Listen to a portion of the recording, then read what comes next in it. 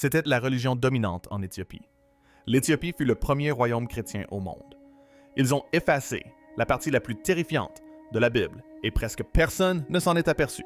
Depuis des siècles, des milliards de personnes ont cru que la Bible qu'elles lisaient contenait l'histoire complète, le commencement, l'avertissement et la fin finale de l'humanité.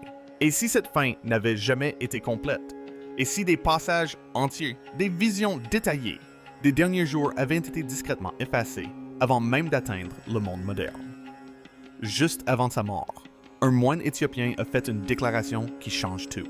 Il a révélé qu'au cœur de la Bible éthiopienne, l'un des textes chrétiens les plus anciens et les moins altérés, existe une version de la fin des temps bien plus explicite, bien plus structurée et bien plus inquiétante que tout ce que l'on trouve dans les écritures modernes. Il ne s'agit pas de vagues prophéties. Elles décrivent des séquences des événements, une progression qui ressemble moins à un écrit ancien qu'à un avertissement destiné à un moment précis. Alors, pourquoi le monde n'en a-t-il jamais entendu parler? Pourquoi ces passages n'ont-ils jamais été inclus dans les versions lues par des milliards de personnes aujourd'hui? Car si ce qu'il a dit est vrai, alors la fin qu'on nous a racontée ne représente que la moitié de l'histoire. Avant de révéler ce qui a été caché, n'hésitez pas à liker et à vous abonner, car ce que vous allez entendre n'est pas quelque chose que tout le monde souhaite que vous sachiez. Depuis près de 2000 ans, on raconte la même histoire aux chrétiens. Jésus est ressuscité, est apparu à ses disciples et a laissé un message de salut. Mais en Éthiopie, de très anciens livres chrétiens racontent une version bien plus profonde et terrifiante de ces paroles, une version que la plupart des Occidentaux n'ont jamais entendue. L'Église orthodoxe éthiopienne possède l'une des Bibles les plus anciennes et les plus complètes au monde. Certains de ces livres n'ont jamais été acceptés par l'Église romaine. Ils comprennent des écrits qui relatent précisément les enseignements de Jésus après sa résurrection, y compris une prophétie complète sur la fin des temps qui va bien au-delà de tout ce que l'on trouve dans le livre de l'Apocalypse. Ces écrits anciens furent précieusement conservés pendant des siècles par des moines éthiopiens qui les recopièrent soigneusement à la main. Ils étaient convaincus que les paroles de Jésus ne devaient jamais être perdues, et en particulier celles-ci, car il ne s'agissait pas de paroles de réconfort, mais d'avertissement. Dans ces livres, Jésus n'a pas quitté la terre sans avoir préalablement dressé un tableau complet de ce qui allait advenir. Il a décrit la fin des temps avec une précision glaçante. Il a parlé d'un monde qui se refroidirait d'esprit, où la vérité serait troquée contre le spectacle, où les dirigeants porteraient des robes saintes, tandis que leurs mains dégoulineraient du sang des pauvres. L'un des textes les plus importants est c'est le livre de l'Alliance. Il prétend relater les paroles de Jésus à ses disciples durant les 40 jours qui suivirent sa résurrection avant son ascension. Dans ce livre, la prophétie de la fin des temps n'est pas vague, elle est d'une précision terrifiante. Jésus dit que le dernier âge ne commencera pas par le feu du ciel, mais par la lente mort de la conscience. Il décrit une génération qui connaîtra son nom, mais pas sa voix. Ils bâtiront des cathédrales et les rempliront. Mais l'Esprit, dit-il, aura déjà quitté les lieux. Il avertit que de faux prophètes surgiront non pas dans des contrées lointaines, mais au sein même des églises construites en son nom. Ils parleront du ciel, racine, tout en bâtissant des empires sur la terre. Il dit « Quand vous verrez mon nom utilisé pour justifier la guerre, excuser la cupidité, faire taire les pauvres, sachez que l'heure est proche. » C'est dans son La prophétie se tourne ensuite vers le monde physique. Jésus décrit des tremblements de terre, des inondations et des phénomènes célestes qui déconcerteront même les plus sages. Mais il affirme, ce ne sont pas des punitions, ce sont des signaux. Il les compare aux douleurs de l'enfantement d'une ère nouvelle. Il dit que la terre elle-même gémira et tremblera, car elle sait ce qui va arriver, même lorsque ses habitants l'auront oublié. Ces avertissements semblent avoir été écrits hier. Le texte éthiopien dit « Jésus regarda ses disciples dans les yeux et leur dit « Ne craignez pas le tremblement de terre. Craignez plutôt le tremblement qui n'arrive pas le froid des corps, qui se sont complètement refroidis. » Un autre livre d'Éthiopie, la Didascalie, apporte un éclairage supplémentaire à cette prophétie. Il relate l'avertissement de Jésus à ses disciples concernant un empire final, un système de pouvoir si vaste et si subtil que la plupart des gens vivraient à l'intérieur, sans jamais se rendre compte de leur captivité. Il dit, « Cet empire n'utilisera pas de chaînes. Il utilisera le confort. Il donnera au peuple du pain et des divertissements, et appellera cela la liberté. » Il dit, « Amaziz, heureux ceux qui voient en la cage, et choisissent malgré tout l'amour. Heureux ceux qui ont soif de vérité, à l'ère de la fausse abondance. » La prophétie de la fin des temps, cachée dans la plus ancienne Bible d'Éthiopie, peut encore changer tout ce que nous croyons savoir sur les derniers jours. Alors, quels avertissements plus profonds sont enfouis dans le livre saint le plus mystérieux du monde? Approfondissons le sujet. Ces mêmes textes offrent également une vision glaçante de ce à quoi ressembleront réellement les derniers jours vus de l'intérieur. Jésus dit qu'à la fin des temps, sa voix s'élèvera de nouveau de lieux inattendus, des déserts, des prisons, des enfants, des oubliés. Il dit que son esprit parlera à travers ceux que les puissants ignorent et que la vérité la plus dangereuse de la fin des temps est la suivante: ceux qui prétendent être prêts seront les derniers à la voir venir. Cette idée bouleverse complètement toutes les idées reçues sur l'enlèvement et les derniers jours. La longue histoire chrétienne de l'Éthiopie explique en partie la conservation de ces textes. Le pays est chrétien depuis le 4e siècle, mais a été coupé de Rome pendant des siècles. Du fait de cet isolement, elle a conservé une version plus complète et plus mystique des paroles de Jésus. Dans ses écrits éthiopiens, la fin des temps n'est pas simplement une succession de catastrophes. Elle est décrite comme une guerre spirituelle menée au cœur de chaque être humain. Jésus affirme que la bataille finale n'opposera pas des armées, mais la vérité. À l'amour du confort, le feu de l'éveil au sommeil des âmes satisfaites. Les Éthiopiens avancent également 3 raisons principales, expliquant pourquoi l'Église occidentale a occulté cette prophétie de la fin des temps. La première raison est le contrôle politique.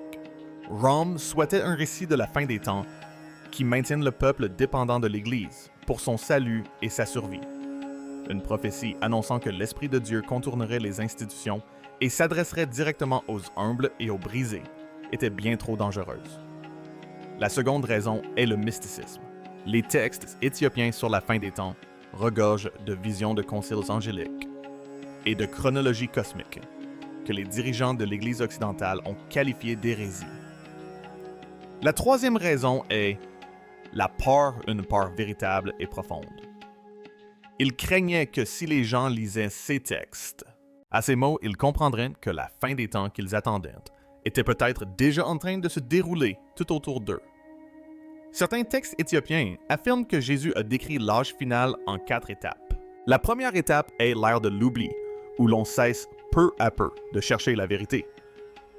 La deuxième est l'ère du spectacle, où le bruit et le divertissement remplacent la sagesse. La troisième est l'ère du faux berger, où des dirigeants corrompus s'emparent du nom de Dieu et l'utilisent comme une arme. La quatrième et dernière étape, celle qui fait pâlir les érudits, est ce que le texte appelle le grand silence. Non pas un silence de paix, mais un silence de l'esprit, lorsque le lien entre le ciel et la terre s'amenuise tellement que même ceux qui le cherchent peuvent à peine le percevoir. Jésus dit qu'à l'approche de la fin, au plus profond du grand silence, le feu se rallumera, non pour détruire le monde, mais pour le réveiller une dernière fois. Mais malgré ces avertissements terrifiants, les textes éthiopiens sur la fin des temps se terminent par quelque chose que l'Église occidentale ne voulait absolument pas que les gens entendent. Jésus dit, la fin n'est pas la fin de la vie, c'est la fin du mensonge. Il affirme que ce qui va arriver n'est pas une destruction gratuite, mais une purification, un incendie qui consomme tout ce qui est faux. Et il promet que ceux qui ont choisi l'amour et la vérité, même lorsque le monde entier a opté pour le confort et le pouvoir, ne seront pas perdus. Il dit qu'on les reconnaîtra à leurs cicatrices, non à leur couronne. Ces écrits présentent une vision de la fin des temps qui n'est pas axée sur la fuite, mais sur la transformation. Si l'Éthiopie est véritablement préservé la prophétie oubliée du Christ concernant La fin des temps, quel avertissement caché ces textes sacrés révèlent-ils sur notre monde actuel? Approfondissons cette question. L'ancienne Bible éthiopienne contient des enseignements sur la fin des temps qui font passer le livre de l'Apocalypse. Pour un simple résumé, il raconte une histoire plus profonde et plus détaillée sur les signes qui précéderont les derniers jours, les sceaux qui devront être brisés au sein de l'âme humaine et ce que signifie véritablement être éveillé lorsque l'heure finale arrive. Ces écrits affirment qu'après sa résurrection, Jésus a partagé une prophétie complexe qui n'a jamais été consignée dans les évangiles traditionnels. Des moines éthiopiens ont protégé ces textes pendant des siècles, convaincus qu'ils recelaient le véritable plan de la fin des temps. Dans ces livres anciens, Jésus enseigne que les signes de la fin des temps seront mal interprétés par presque tout le monde. Il dit que les gens scruteront le ciel à la recherche de signes spectaculaires tout en passant à côté des véritables signaux qui se produisent juste sous leurs yeux. Il décrit l'éclatement des familles, la marchandisation de l'amour et le culte de soi comme les signes réels que l'heure finale approche. Il dit « La génération qui fait des dieux à son image, c'est la génération qui se tient à la porte. » Beaucoup de personnes qui regardent cette vidéo en ce moment ressentiront un frisson en lisant ces mots, car nous vivons à l'ère des selfies, du marketing personnel et de l'identité algorithmique. Jésus, selon les textes éthiopiens, a vu venir cette époque et l'a nommé. Une autre partie de la prophétie éthiopienne de la fin des temps évoque ce qu'elle appelle les deux récoltes. Elle affirme qu'à la fin des temps, deux choses croîtront de concert, une grande obscurité et un grand réveil. Il ne s'agit pas de l'idée rassurante d'un monde qui s'améliore progressivement.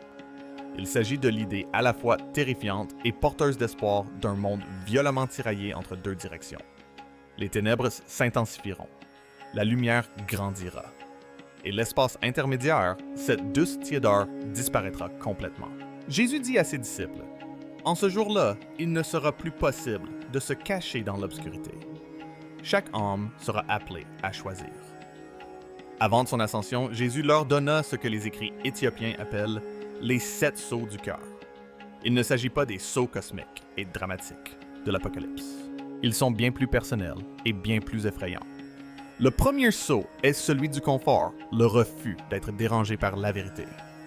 Le deuxième est celui de l'orgueil, la conviction que sa propre compréhension est complète.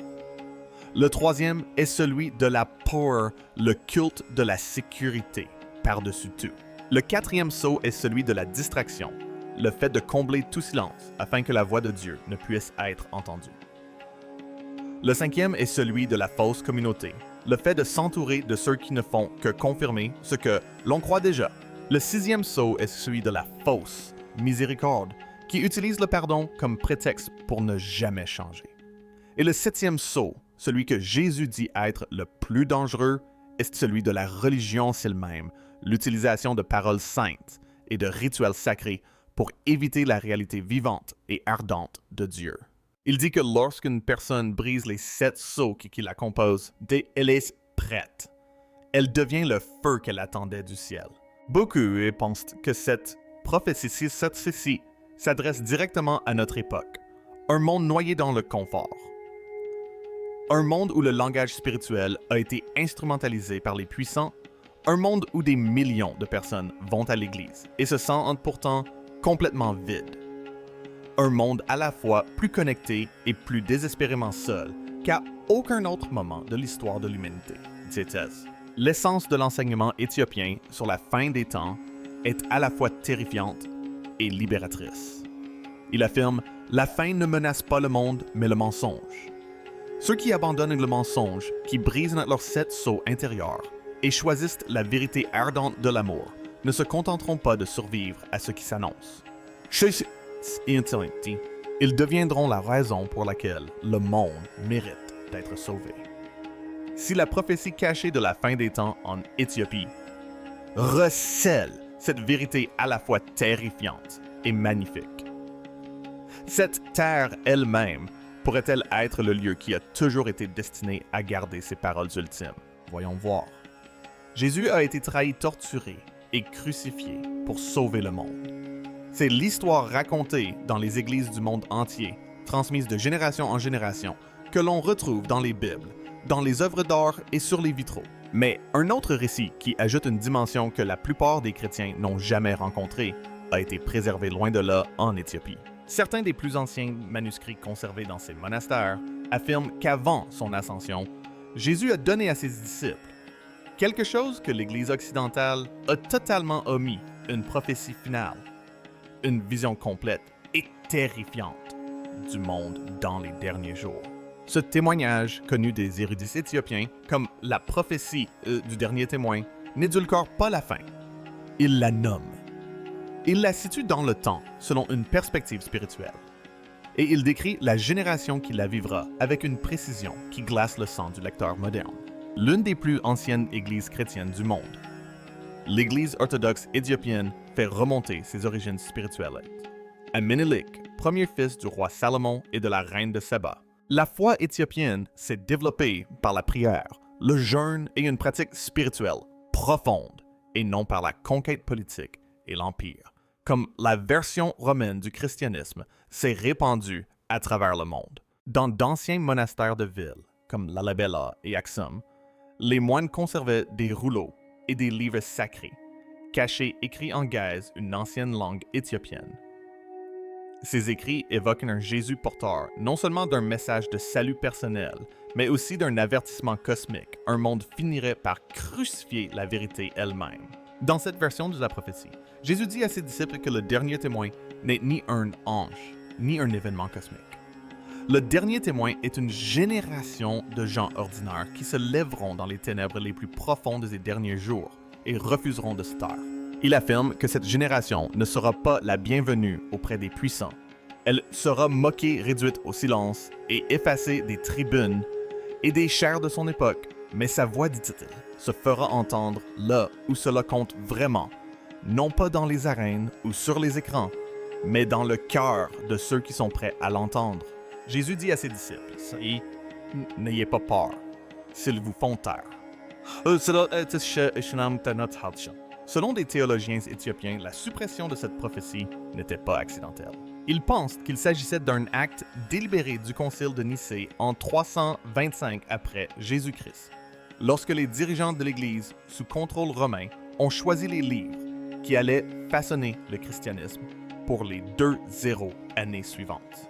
Les érudits éthiopiens affirment que ce concile était terrifié par les prophéties qui annonçaient la corruption de l'Église elle-même dans les derniers jours. Une prophétie annonçant que les plus dangereux faux prophètes de la fin des temps porteraient des croix et construiraient des cathédrales était bien trop menaçante pour être mentionnée. Ces paroles furent donc enterrées et l'Éthiopie les perpétua. Que l'on considère cette prophétie comme un fait historique littéral ou comme un avertissement spirituel, le message est indéniable. Ce texte invite chaque personne vivante aujourd'hui à regarder le monde qui l'entoure et à se demander, sommes-nous arrivés là? Vivons-nous à l'époque décrite par le texte éthiopien? Sommes-nous la génération qui saura choisir entre le mensonge confortable et le feu inconfortable? La prophétie du dernier témoin n'apparaît peut-être dans aucune Bible occidentale, mais son message n'est pas de l'histoire ancienne. Il semble être le titre d'un journal de demain. Si la prophétie cachée de la fin des temps en Éthiopie remet en cause tout ce que nous pensions savoir sur les derniers jours, alors qu'est-ce qui fait de cette terre ancienne et non colonisée un lieu si particulier pour garder la vérité la plus terrifiante et la plus porteuse d'espoir au monde? Examinons cela de plus près. L'Éthiopie est l'un des pays les plus anciens et les plus singuliers au monde. Son histoire remonte à des milliers d'années et étant empreinte de mystère, d'une foi profonde et d'une incroyable capacité de survie. Ce qui rend l'Éthiopie véritablement unique, c'est que, contrairement à la plupart des nations africaines, elle n'a jamais été entièrement colonisée par des puissances étrangères. De ce fait, le pays a pu protéger sa culture, ses traditions et ses textes religieux anciens d'une manière que très peu d'endroits sur Terre ont pu faire. De nombreux Éthiopiens croient que leurs racines remontent à Cham, l'un des fils de Noé, une croyance également mentionnée dans d'anciens écrits juifs. De par ce lien, l'Éthiopie est souvent perçue comme bien plus qu'un simple pays. Elle est considérée comme un lien vivant avec le monde biblique et l'une des plus anciennes civilisations de l'histoire de l'humanité. La foi jouait un rôle primordial dans l'identité éthiopienne. Bien avant que le christianisme ne se répande à travers l'Europe, il s'était déjà implanté en Éthiopie. Les archives historiques montrent que le christianisme y était établi dès le 4e siècle. Mais contrairement à de nombreuses autres régions, il n'a pas été imposé aux populations par des dirigeants ou des empires.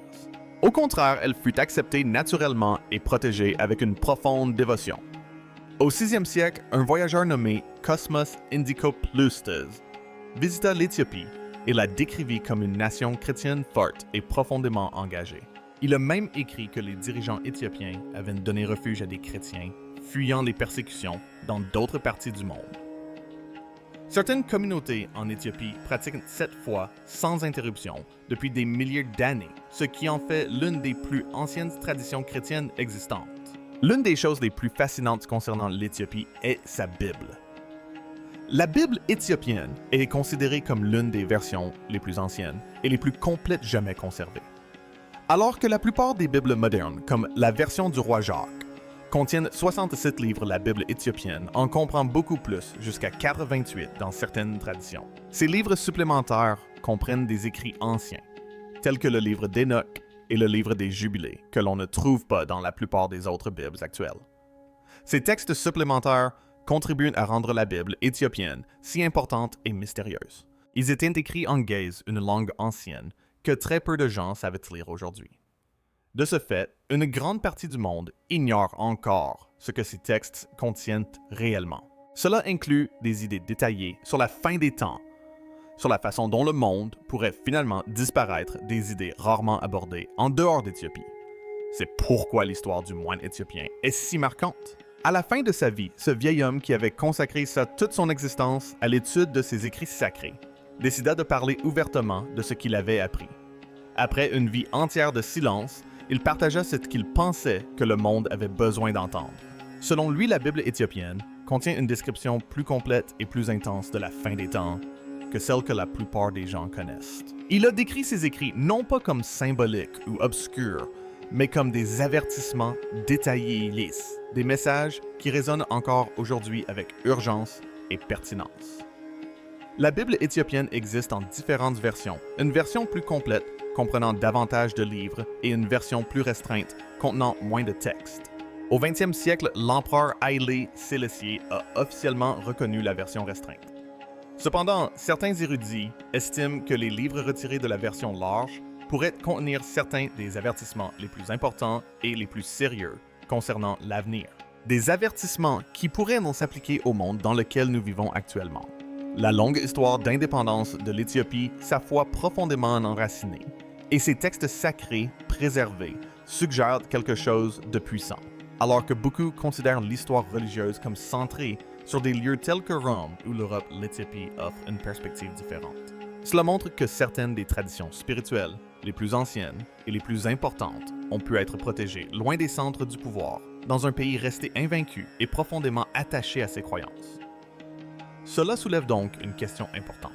Et si certains pans de l'histoire de la foi et des prophéties n'avaient jamais été pleinement explorés par la plupart du monde? Que pensez-vous de la Bible éthiopienne et de l'idée qu'elle pourrait receler des enseignements cachés sur la fin des temps? Partagez vos réflexions dans les commentaires. Merci d'avoir regardé et nous espérons que vous avez trouvé cela aussi intéressant que stimulant.